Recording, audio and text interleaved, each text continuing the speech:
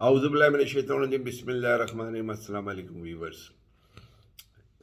कल से अभी तक की जो डेवलपमेंट है उसके ऊपर मैं बात कर लेता हूँ। सबसे पहले आपको एक खुशखबरी भी देना चाह रहा हूँ। खुशखबरी मेरे लिए है और शुक्रिया आपका कि आज 20 डेज़ हुए हैं। I have started my own vlog. 4-5 साल पहले अपने चैनल पे करता था, रिगार्डिंग रियल इस्टेट के हवाले से, बिज़नेस के हवाले से करता था। तो फिर बीच में मैं पैरालाइज हो गया, तो फिर और बिजी भी हो गया, तो फिर मैं नहीं करता था। तो फिर again I have started on same channel and अल्हम्दुलिल्लाह आज with in 20 days I cross 10,000 organic subscriber. खरीदे गए नहीं हैं, आप लोग की मोहब्बत है कि आपने मुझे सब्सक्राइब किया है। अब आ जाते हैं सारे डेवलपमेंट पे। सबसे पहले खान साहब के ऊपर से जो पाबंदी हटाई गई थी ना, डेट वाज अलामती पाबंदी हटी है। कानून के हिसाब से देर इज़ नो पाबंदी, लेकिन कल खान साहब ने एक तकरीर की है लाइव डॉक्टर यास्मीन राष्ट्री के साथ। तो आप देखें कि उसको किसी चैनल ने भी नहीं दिखाया। तो पूछा गया बहुत सारे चैनल के लोगों के कि जी भाई आपने ये तकरीर क्यों नहीं दिखाई। तो जवाब यही था कि आप समझ जाओ कि हमने ये तकरीर क्यों नहीं दिखाई। मीन्स इस्टेब्लिशमेंट नहीं चाहता कि खान को दिखाया जाए। इस्टेब्लिशमेंट वही लंदन प्लान पे जो प्रोमिसेस किए गए थे उसके ऊपर अमल कर रहा है। और इसी के दौरान खान साहब ने कल एक मीटिंग भी की है और उसमें अपनी गिरफ्तारी मुबैना अगर गिरफ्तारी जो कि इनका प्लान है और जो शायद गिरफ्तार हो भी जाए, क्योंकि इतनी सारी एफआईआर है पता नहीं है, तो वो उन्होंने भी अपनी स्ट्रैटेजी शो की है जिसमें Shah Mahmood Qureshi will take over the party in case of Nahil कर दिए या फिर इनको गिरफ्तार कर लिया गया तो फिर ये लीड करेंगे शाह महमूद कुरैशी साहब। इसको एक ये स्ट्रेटजी बनाई। फिर इन्होंने एक और ये किया कि जी क्योंकि सिंस के ये इनका जैसे एतजाज़ हसन ने कहा कि चीफ जस्टिस हमारी रेड लाइन है, तो इसके ऊपर भी है ना इन्होंने अभी है ना एक स्ट्रैटेजी ये बनाई है कि हर बार कौंसल में खान साहब लाइव है ना वो स्पीच करेंगे और वकला को और जो सिविल ऑर्गेनाइजेशन है, एनजीओज़ को और ये सारी, और इनको एक्टिवेट किया जाएगा कि जी इस मुल्क के अंदर जस्टिफिकेशन हो, फ्री एंड फेयर इलेक्शन हो और इस्टेब्लिशमेंट की इन्वॉल्वमेंट कम से कम हो। इसी दौरान एक आज सुबह सुबह एक वीडियो किसी ने मुझे ऑडियो भेज दी है, तो मैं उसको कंफर्म नहीं कर सका क्योंकि ओवरसीज़ पाकिस्तानी है। उसने एक मेरे ही ग्रुप के अंदर, हमारा ओवरसीज़ पाकिस्तानियों का ग्रुप है, उसके अंदर एक वीडियो ऑडियो पोस्ट कर दी गई। वो भी फॉरवर्डेड पोस्ट है। तो उसके अंदर जनरल नसीर के बारे में जो है ना एक मुबैना तौर पे एक वीडियो ऑडियो है जो कि वहाँ पर वो एसपी से बात कर रहा है, लाहौर के किसी एसपी खरल से बात कर रहा है और उसको इंस्ट्रक्ट कर रहा है कि जी यहाँ पर बंदे मार दो, खान को निकलने मत दो, खान जैसे निकले तो सारे बंदे को हटा दो और है ना खान को गिरफ्तार कर लेना, बला बला बला। और इसी को क्योंकि मैं इसकी तस्दीक नहीं कर सकता हूँ, मैंने अभी तक किसी भी मेन चैनल्स के ऊपर या किसी भी मेन एंकर और गेटिंग जितने भी हैं सहाफ़ी, उनमें से किसी को भी इस वीडियो के बारे में बात करते हुए नहीं सुना। तो मैं भी इसकी तस्दीक नहीं कर सकता हूँ कि whether it is genuine audio या it is a fake audio. मैंने जिसने मेरे ग्रुप में पोस्ट की थी मैंने उससे पूछा है, उसका कोई रिप्लाई नहीं है, सिंस ही इज़ ओवरसीज में बी स्लीपिंग और लाइक दैट। बहरहाल तो लेकिन इसके ऊपर खान साहब ने जो तकरीर की है वो वही इन्होंने बात की है जो उस ऑडियो में थी कि जी अगर मैं बाहर निकलता तो मुझे गिरफ़्तार कर लेते। जो क्रैकडाउन हुआ है रैली के ऊपर, मकसद मुझे गिरफ़्तार करना था और ये सारी बातें। एनी इस दौरान खबरें गर्दिश करने लगी पूरे सोशल मीडिया में कि जी जैसे ही नमाज जनाजा हुई है, बल्कि नमाज जनाजा हुई है, नोट गायबन है, नमाज जनाजा हुई है दिल शाह की, उसके बाद से उसके फादर गायब हो गए اور پھر 24 آورس یا اس سے کم میں نا ایک ویڈیو ریلیز ہوئی ہے، ٹھیک ہے، جیو پہ بھی، اور اپنا ایک اور چینل ہے، چینل 24، محسن نقوی کا جو چینل ہے اس کے اوپر، کہ جی ان کے فادر انٹرویو دیتے ہوئے کہہ رہے ہیں کہ مجھے کسی کے خلاف کوئی ایکشن نہیں لینا ہے۔ 24 گھنٹے تک ان کے فادر بیٹھے تھے ایف آئی آر کٹوانے کے لیے، اور ان کی ایف آئی آر نہیں ہوئی تھی، اور اس کے بعد وہ غائب ہو گئے تھے۔ تو پبلک سمجھتی ہے۔ اور مریم نواز صاحب نے جو عادل کو انٹرویو دیا ہے، اس نے کہا کہ جی اس کا انکوائری ہونی چاہیے، یہ ہونا چاہیے، وہ ہونا چاہیے۔ مجھے بڑا افسوس ہے مریم نواز صاحبہ، میں آپ کو کہتا ہوں کہ آپ تو بہت پاورفل ہیں نا، تو میں آپ کو چیلنج کرتا ہوں، میں آپ کو یہ ریکویسٹ کرتا ہوں کہ اگر واقعی میں آپ نے یہ، آپ چھوڑ دیں عمران جھوٹا ہے فلاں یہ وہ ساری باتیں چھوڑ دیں، آپ بالکل سچی ہیں، آپ کی بات کو ہم مان لیتے ہیں، آپ ہے نا کمپلیننٹ بن جائیں اس ایف آئی آر کے، اس ایف آئی آر کی کمپلیننٹ بنے، اور اس کے اندر بتائیں کہ اس کی ریزنز کیا ہے، اور اس کے اوپر جی آئی ٹی لگوا دیں۔ اور جی آئی ٹی ہے نا، اس میں نہیں، جی آئی ٹی ایسے لوگوں کو لگائیں جیسے آفتاب اقبال صاحب، آفتاب اقبال کو اور جی آئی ٹی کا جو ہے نا، میں نا ایک سٹنگ جج کو بھی آپ ڈالیں، ٹھیک ہے، سپریم کورٹ کے ایک سٹنگ جج کو بھی ڈالے، اور ہے نا کوئی آئی بی کا بندہ نہیں چاہیے، کوئی آئی ایس آئی کا بندہ نہیں، پولیس کے جو ایماندار آفسرس ہیں اس کو ڈالیں، ساتھ میں آفتاب جو جوید کیا کہتے ہیں، آفتاب اقبال ہے جو نیب کا جو چیئرمین تھا جس نے ریزائن کیا، اس کو بنا دے۔ میں دیکھتا ہوں کہ آپ بناتی ہیں کہ نہیں، آپ نہیں بنائیں گے کیونکہ آپ جھوٹی ہیں، ٹھیک ہے، میں آپ کے اوپر آتا ہوں بہت ابھی۔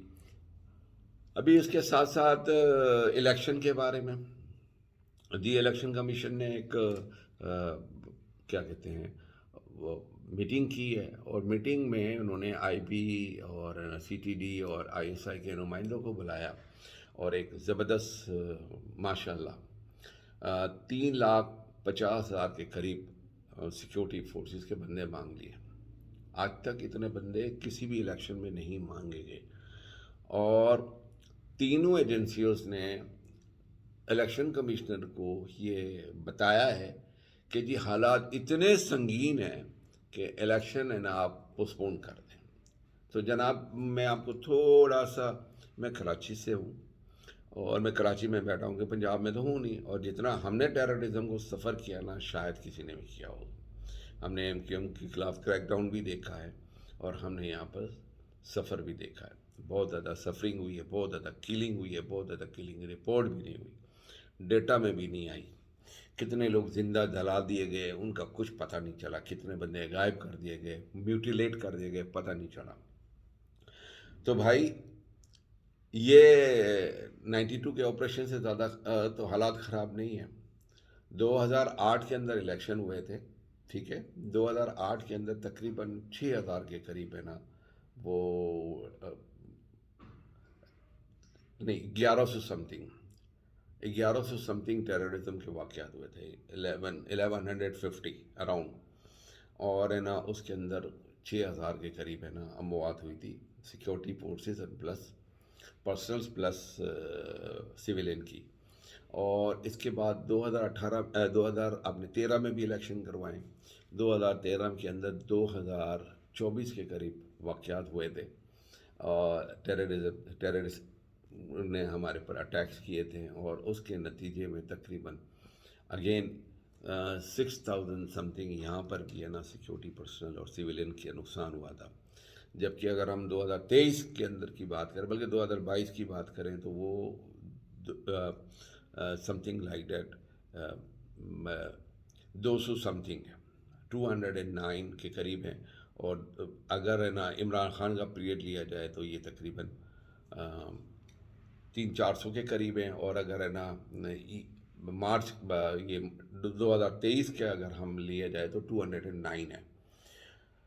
ایکسیپٹ وہ پشاور کی مسجد کے اندر ایک جو دھماکہ ہوا ہے، تو اگر اس کو ہم ہٹا دیا جائے تو بالکل نگلیجبل قسم کی ہے نا ٹیررسٹ کے واقعات سٹی کے اندر ہوئے. بارڈرز کے اوپر تو سیکیورٹی پرسنلز کے اوپر ہوتے رہتے ہیں، لیکن سٹیز کے اندر بم بلاسٹ وغیرہ ایسا کچھ نہیں ہے. جبکہ 1992 کا آپریشن، اس کے بعد سے 2013 تک جو ہم نے یہاں پر بکتا ہے کراچی میں، روز ایک دھماکہ ہوتا تھا، روز روز ایک بم بلاسٹ ہوتا تھا، روزانہ بیڑا گرک ہو جاتا تھا. چھوٹا بڑا firing bomb blast, firing bomb blast, firing bomb blast. ٹھیک ہے، یہ نائٹ میئر تھا کراچی والوں کے لیے. پھر بھی الیکشن کبھی بھی نہیں روکے گئے، الیکشن کبھی بھی نہیں روکے. تو یہ آپ پبلک کو بیوقوف بنانا چھوڑ دیں. آپ الیکشن نہیں چاہتے ہیں، آپ کی دو اسٹریٹجی ہے، اور ہے نا ایک اسٹریٹجی آپ کی یہی ہے کہ آپ ہے نا الیکشن نہ کروائیں، اگر کرانے پڑے تو اس سے پہلے عمران خان کو گرفتار کر دیا جائے. اور یہی لندن پلان کا حصہ ہے. بے ہماری اس دوران ایک اور خبر آ گئی ہے، وہ جو نیشنل بینک کے ایکس جو ہیں پریزیڈنٹ، وہ سعید صاحب ان کا نام ہے، اور ہے نا وہ جیل میں تھے، اور ہے نا ان کو ان کی بیل بھی ہے نا بینکنگ کورٹ نے ریفیوز کر دی تھی، اور اس کے بعد ان کے پاس سے سارے کیسز ہٹا دیے گئے. 54 بلین کا ان کے اوپر ہے نا نقصان پہنچانے کا ان کے اوپر، یعنی ایک طریقے سے انہوں نے مارکیٹ ٹریڈ کر کے بائکو جو ہے اس کے اوپر فیک ساری ہے نا وہ دیے تھے، اور بینکوں سے بہت زیادہ قرضے لیے، اور نیشنل بینک کو 54 بلین کا لاس ہوا، باقی بھی 3 بینکوں کو اربوں روپے کا لاس ہوا تھا. اور یہ جب بائکوں کی خبر آئی تھی تو مارکیٹ میرے خیال میں 1200 پوائنٹ مائنس بھی ہوئی تھی، اور بائکوں جو ٹریڈ ہو رہا تھا وہ 15-16 روپے پہ ٹریڈ ہو رہا تھا، وہ 6 روپے پر آ گیا. لوگوں کے پبلک کے اربوں روپے لوگوں کے 54 تو بینکوں کے نا اربوں روپے بینک ہوا میں اڑ گئے تھے. تو اس کے جو نیشنل بینک کے جو پریزیڈنٹ تھے وہ گرفتار ہو گئے تھے، ان کو چھوڑ دیا گیا، ان کے کیسز ختم کر دیے گئے. ریزن بینگ نیب سنگھ کا کیسز سارے ختم ہو گئے. ریزن بینگ یہ، اور اس کے اندر ہے نا دو یو کے بھی ہے نا تھے، کوئی یو کے بیسڈ، مطلب یو کے بیسڈ تو نہیں، یو کے نیشنل گورے بھی تھے دو، اور ان کو سب کو ہے نا مطلب ریلیف مل گیا، اور ان کے کیس ختم کر دیے نیب نے. ریزن بینگ کہ یہ ہمارے اسحاق ڈار صاحب کے رشتہ دار ہوتے ہیں. پھر اب آ جاتے ہیں ہماری نانی صاحبہ کے اوپر.